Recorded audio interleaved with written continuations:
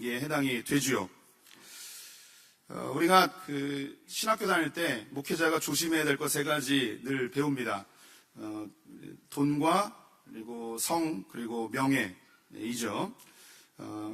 우리가 이제 이 언론을 통해서 목회자의 성적인 부도덕이 언급될 때가 많이 있지만 실제로 목회자들이 목회에서 넘어지는 가장 많은 빈도수를 차지하는 것은 사실 돈의 문제입니다.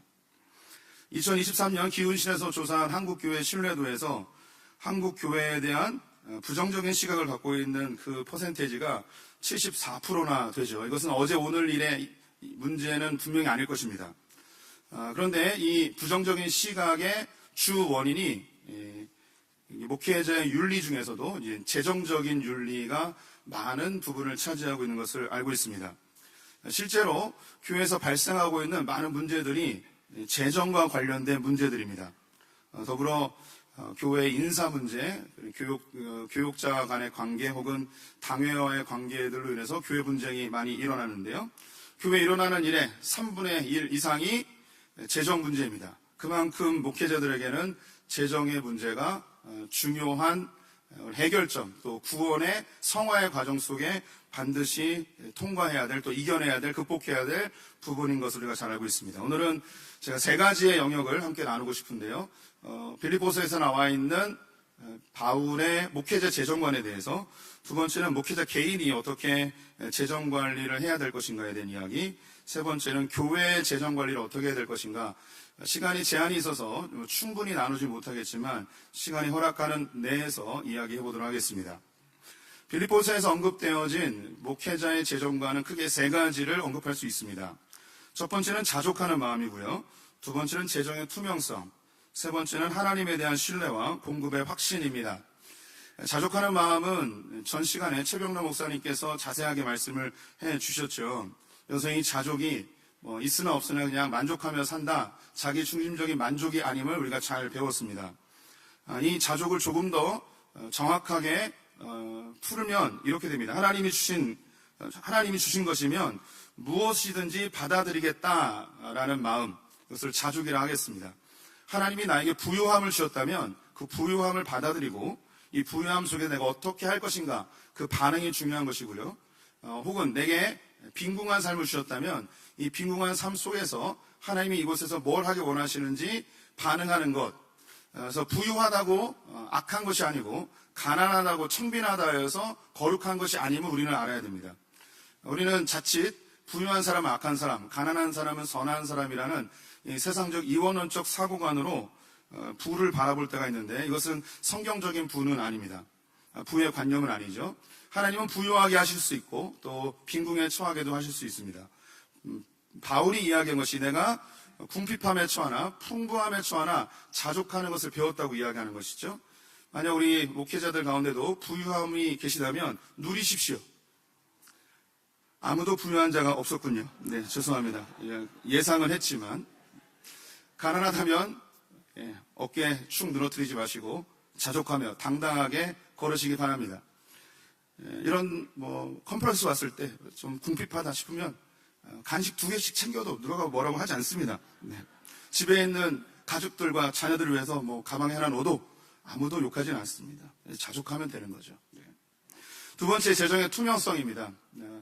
오늘 빌립보서 4장 17절 말씀에 내가 선물을 구함이 아니요 오직 너에게 유익하도록 풍성한 열매를 구함이라. 바울은 빌립보 교회에게 재정적 후원에 대해서 구하고 있습니다. 요청을 하고 있죠. 또 이미 언급되었듯이 빌립보 교회는 바울의 전도여행 초기부터 물질적 후원을 한 교회로 알려져 있습니다. 이렇게 지속적인 후원이 가능한 것은 바울이 재정을 투명하게 사용하고 있었기 때문에 그 신뢰성 안에서 지속적인 후원이 이루어진 것이죠. 그리고 당당하게 이 거룩한 복음의 사역에 너희가 계속 후원하고 지원하고 또 도와주었으면 좋겠다라고 하는 것입니다. 우리 성도님들도 이미 우리 목회자분들께서도 이미 목회를 하면서 재정적인 투명성과 또 목회자와의 성도 간의 신뢰성이 쌓여졌을 때 성도님들은 자발적으로 주님 앞에 또 목회자에게 헌금을 하는 것을 우리는 잘 알고 있을 것입니다. 그래서 재정의 투명성 매우 중요합니다. 세 번째는 하나님께서 공급하신다는 확신과 신뢰를 우리가 가질 필요가 있습니다. 빌립보서 4장 19절에 나의 하나님이 그리스도 예수 안에서 영광 가운데 그 풍성한 대로 너희 모든 쓸 것을 채우시리라. 하나님이 우리의 쓸 것을 채우실 줄 믿습니다. 하나님께서 우리를 공급하시고 굶기지 아니하시고 푸른 초장과 쉴만한 물가로 인도하시는 분이심을 우리는 신뢰해야 합니다. 이것을 성도들에게 설교할 뿐만 아니라 우리의 삶에도 직접적으로 적용하고 실천해 나가야 되는 것이죠. 빌립보서에서 이야기하는 목회자의 재정관인데요. 여기서 이제 한 걸음 더 나아가서 그렇다면 우리 목회자들이 어떻게 이 올바른 재정관으로 삶을 살아낼 것인지, 성화의 과정 속에 동참할 것인지 살펴보겠습니다. 이것이 오늘의 강의의 이제 메인이 되기도 하는데요. 바울은 일체의 비결을 배워노라 이야기하고 있습니다. 빈궁에 처하나 궁핍함에 풍요로움에 처하나 자기의 삶의 자족하는 일체의 비결을 배웠다고 하는데요. 이 배웠다라는 이 단어가 최병로 목사님도 언급해 주셨는데요. 이게 헬라어로 무에오라는 단어를 씁니다. 일반적으로 학습을 통하여서 배우는 배움의 헬라어는 만다오라는 단어를 쓰는데요. 전혀 다른 단어입니다. 그래서 이 배우다, 이 바울이 이야기하는 배우다는 최병로 목사님 말씀하신 대로 내 삶의 여정 속에서 직접적으로 몸으로 체득되어진 배움인데요. 이걸 조금 더 그 헬라 시대에 사용됐던 언어들을 찾아보면 신비한 종교, 신비 종교의 비밀 집회에서 입회 의식을 치르고 가입하는 행위를 묘사하는 전문 용어라고 합니다. 즉 비밀스러운 종교에 내가 가입하게 되면 그 비밀스러운 종교 안에서 새로운 라이프 스타일을 배우게 되는데 이때 사용하는 이 배우다라는 단어가 뮤에오라는 단어입니다.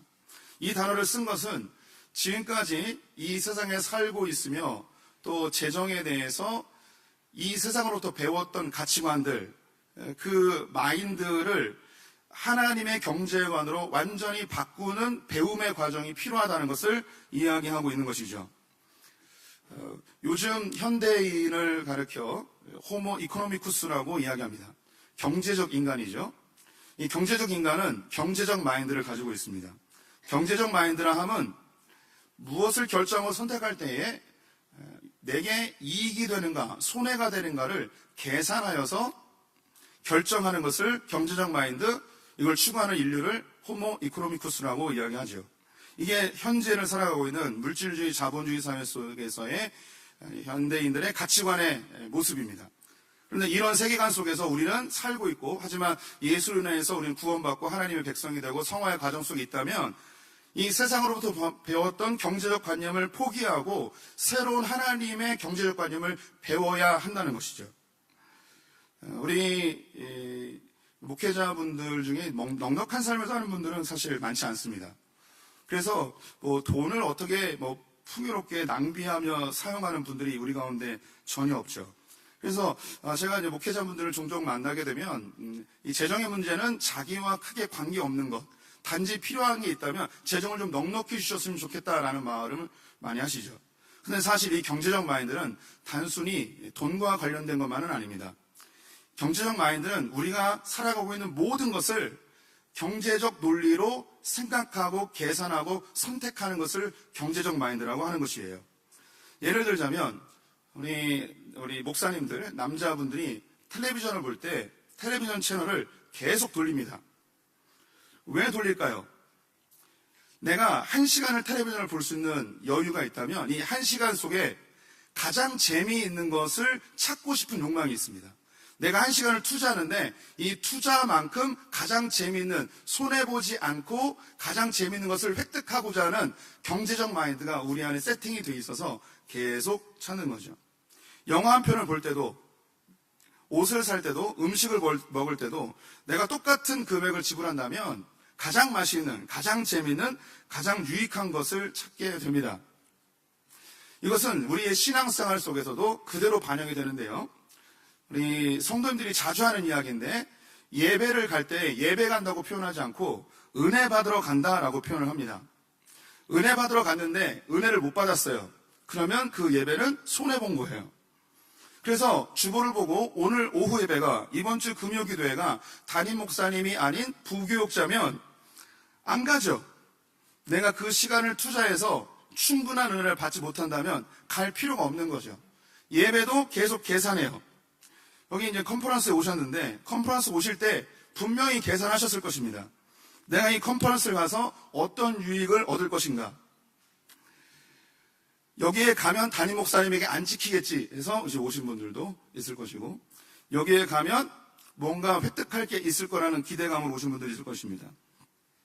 근데 그 계산이 틀렸다라고 확신이 되면 첫째 날 가신 분도 있고 둘째 날 가신 분도 있고, 아직 남아있는 분들은 그래도 돈은 냈으니 점심까지 먹고 가야겠다 이런 계산을 하고 남아 계신 분들이 있으리라고 생각이 듭니다.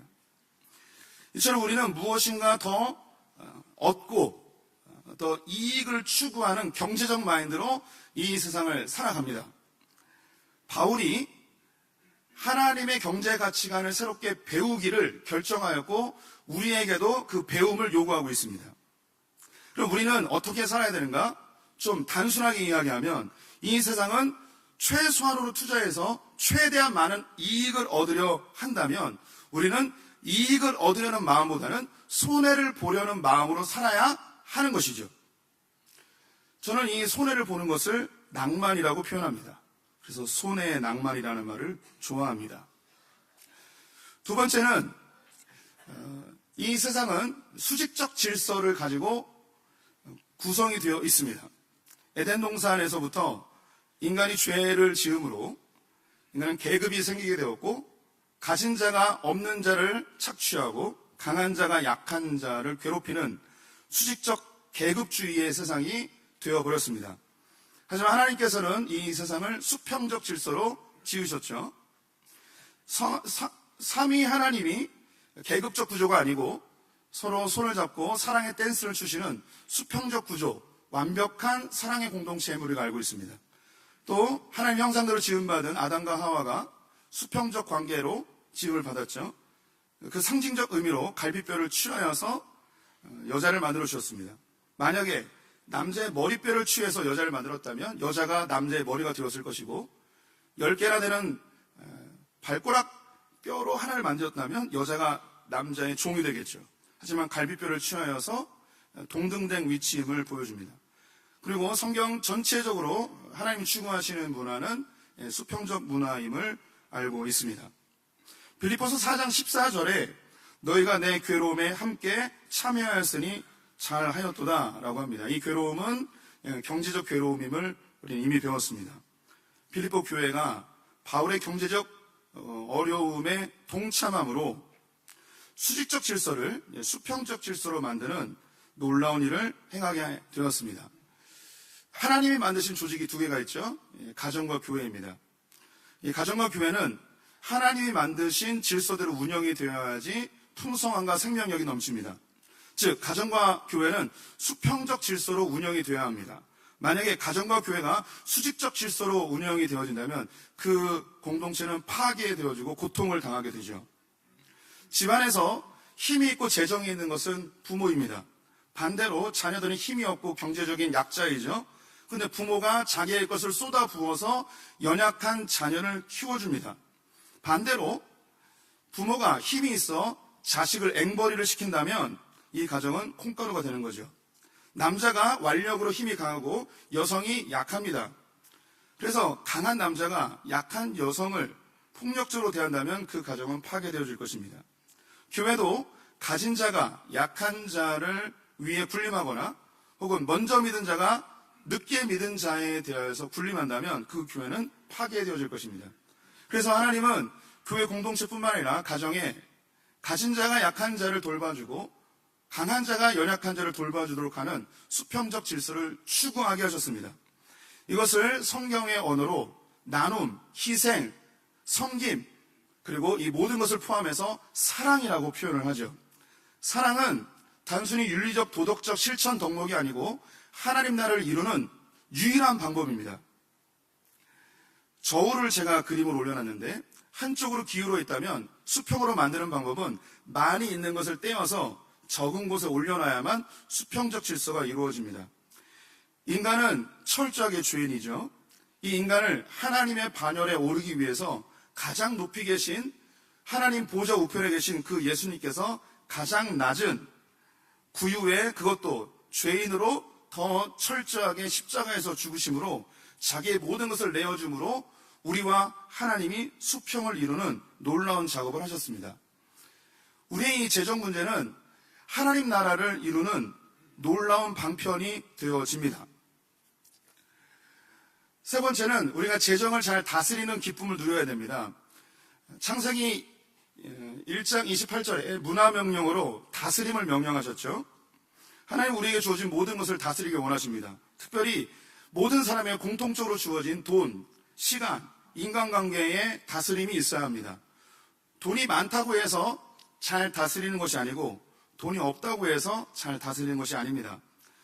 언제 이 재정으로 인한 기쁨을 누리는가? 잘 다스릴 때. 시간이 많다고 해서 일이 잘 되는 게 아니죠. 오히려 시간이 촉박하지만 잘 분배하여 사용하는 사람들이 더 잘 사용하는 것을 볼 수 있습니다. 착하고 충성된 종아 참 잘하였도다 라는 구절을 아실 것입니다. 그 맨 마지막이 내 주인의 즐거움에 참여할지어다 입니다. 달란트 비유이죠. 직접적으로 돈을 관리하는 것을 이야기하고 있습니다.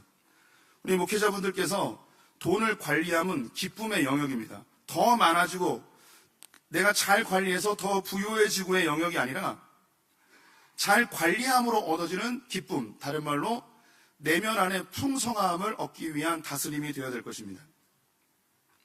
네 번째로 열린 재정과 닫힌 재정을 말씀드리겠습니다. 열린 재정은 내가 사용하는 금액에 제한이 없이 무조건 다 쓰는 것이고요. 닫힌 재정은 내가 사용할 것을 제한하여 나머지는 나누는 것을 이야기합니다. 리고레 목사님이 목적에 이끄는 삶을 출판하시고 엄청난 돈을 버셨습니다. 70여 개 국가 이상의 번역이 되었고 5천만 부 이상이 팔리게 되었습니다. 지금도 계속 팔리고 있는데요. 한 권을 팔 때 1,000원씩 남는다고 하면 5천만 부면 50억을 버는 겁니다. 리고레 목사님이 유튜브 영상에 인터뷰하는 걸 봤는데 자고 일어나면 통장에 몇 억씩 꽂히는 거예요. 부럽죠? 네. 우리는 책을 써야 됩니다. 네. 몇 억씩 꽂히는 거예요. 이 돈을 보고 감당을 못하겠다는 거죠. 이 돈을 보고 자기가 타락할 것 같은 두려움이 몰려왔다고 합니다. 그때 릭 워렌 목사님께서 결정한 것이 닫힌 재정이었습니다. 자기가 한 달 동안 쓸 수 있는 재정은 한계가 있어요. 그만큼만 쓰고 나머지 돈은 모두 재단을 만들어서 그의 아내와 함께 지금도 재단을 운영하고 있습니다. 더불어 그 목적에 이끄는 삶을 썼을 때가 세들백 교회 20년 정도 목회했을 텐데 20년을 다 정산해서 자기 모든 사례비를 그 출판비에서 인쇄비, 그 저작권료에서 다 한꺼번에 헌금을 했다는 이야기도 들었습니다. 고린도후서 9장 8절 9절 말씀 함께 보시면요. 하나님이 능히 모든 은혜를 너희에게 넘치게 하시나니 이는 너희로 모든 일에 항상 모든 것이 넉넉하여 모든 착한 일을 넘치게 하려 하심이라. 기록된 바 그가 흩어 가난한 자들에게 주었으니 그의 의가 영원히 있으리라. 주목해야 될 구절이 모든 것이 넉넉하여 모든 착한 일을 넘치게 하게 하려 하심이라. 하나님 우리에게 넉넉하게 주시는 것은 착한 일을 넘치도록 하게 하기 위함이라고 언급하고 있습니다. 우리 가운데 하나님이 넘치도록 재정을 주신다면 나의 노력의 결과라고 생각하기보다는 넘치게 주신 것을 통해서 선한 일을 넘치게 할 수 있는 도구로 사용하여 주셨으면 좋겠습니다. 죄송하지만 제 이야기 하나 하겠습니다. 저는 다행히 아내가 돈을 벌고 있습니다. 그래서 결혼한 이후로 한 번도 제 사례금을 집에 가져다 준 적이 없습니다. 제 사례금은 제가 다 쓰고 있습니다. 부럽죠? 네. 제가 목회 18년 차인데 시간이 많이 지났군요. 안 하겠습니다. 네. 해줘요? 유성은 목사님 돈 나는데. 네. 제가 목회 18년 차인데 10년 동안 사례비를 올리지 않았습니다. 제가 사례비를 200만 원을 받았는데요. 그걸로 충분히 살 수 있었습니다. 왜냐하면 집에 안 갖다 주니까요. 문제가 발생했습니다. 부교육자들이 저보다 많이 받을 수 없게 된 것입니다. 그래서 200만 원 미만으로 생활하는 것이 장로들에게 그게 큰 부담이었고, 그래서 사례금을 올려야 되는데 담임 목사도 올려야 되는 거죠. 그때 마침 리거렌의 영상을 보았습니다. 나도 이 삶을 살아야겠다. 그래서 제가 쓸 수 있는 금액을 제한을 하고 나머지는 후원을 하고 있습니다. 그래서 제가 받는 사례금의 3분의 1은 제가 쓰고 있고 3분의 1은 헌금하고 3분의 1은 후원을 하고 있습니다. 이렇게 사는 사람도 있다는 것을 보여주기 위해서 예를 든 겁니다. 감사합니다. 예, 강의를 배정할 때 이거 맡기면 안 된다고 어떤 목사님이 얘기하셨습니다. 예, 이런 얘기하면 안 된다는 거죠. 네. 마지막 슬라이드가 없네요. 하나 더 넘겨주시면. 네. 제가 유인물에 써놓긴 해야 했는데요. 목회자는 교회 안에서도 재정의 투명성을 유지해야 됩니다. 그래서 경북대 조성표 교수님께서 한국 교회의 재정 운영의 투명성을 위한 몇 가지의 가이드라인을 제시하셨습니다. 그래서 제가 쭉 읽어보겠습니다. 모든 헌금에 대한 취급은 2인 이상 입회하에 진행한다. 헌금을 관리하는 출납 업무와 장부를 기록하는 회계 업무 담당자를 구분한다. 모든 입금과 출금은 은행을 통하여 출납한다. 즉 수입은 당일 은행에 입금하며 출금은 인터넷 또는 당좌 수표를 통해 지급한다. 소액 사용은 소액 현금 제도를 운영한다. 모든 현금 거래는 공식적인 결제 시스템을 통해 운영한다.